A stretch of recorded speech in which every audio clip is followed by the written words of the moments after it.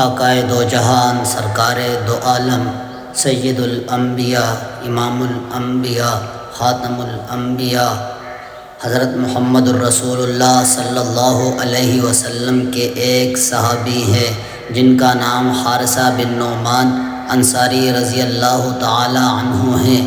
یہ صحابی تمام غزوات خصوصاً غزوہ بدر میں بھی شریک ہوئے۔ یہ صحابی بہت اچھی صفات کے مالک تھے۔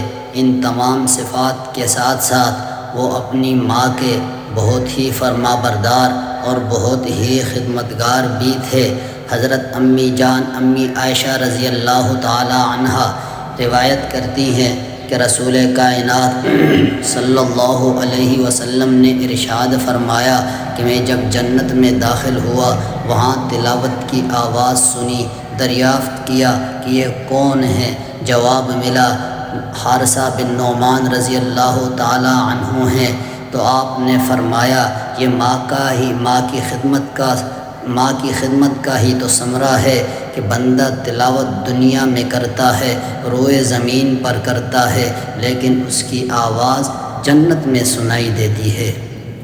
ایک اور حدیث میں آپ صلی اللہ علیہ وسلم نے ارشاد فرمایا ماں کے قدموں تلے جنت ہے۔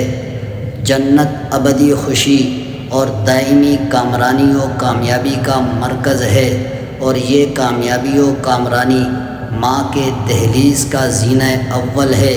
اس کامیابی کو حاصل کرنے کے لیے ہمیں آسمانوں پر جانے کی ضرورت نہیں، عرش پر جانے کی ضرورت نہیں، سدرۃ المنتہا پر جانے کی ضرورت نہیں، بلکہ ہمیں ماں کے قدموں میں بیٹھنے کی ضرورت ہے۔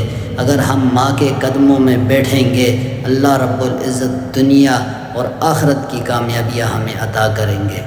ماں کی قدر و منزلت کا اس سے بڑھ کر اور کیا ثبوت ہو سکتا ہے کہ جب بھی حلیمہ سعدیہ رضی اللہ تعالی عنہا تشریف لاتی تو خود سرور کائنات رسول اللہ صلی اللہ علیہ وسلم ان کے احترام میں کھڑے ہو جایا کرتے تھے اور اپنی کالی کملی زمین پر بچھا دیتے تھے۔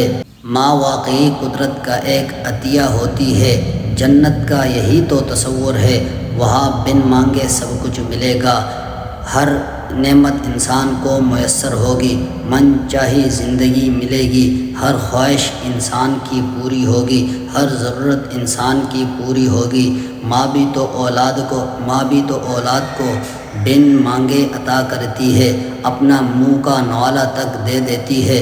اولاد جو چاہے اسے میسر کرتی ہے، کوشش کرتی ہے، محنت کرتی ہے۔ اگر کسی کے برتن بھی مانجنے پڑے تو ماں دیر نہیں کرتی، لیکن اپنے اولاد کی ضرور خواہش کو، حاجت کو، ضرورت کو پورا کرتی ہے۔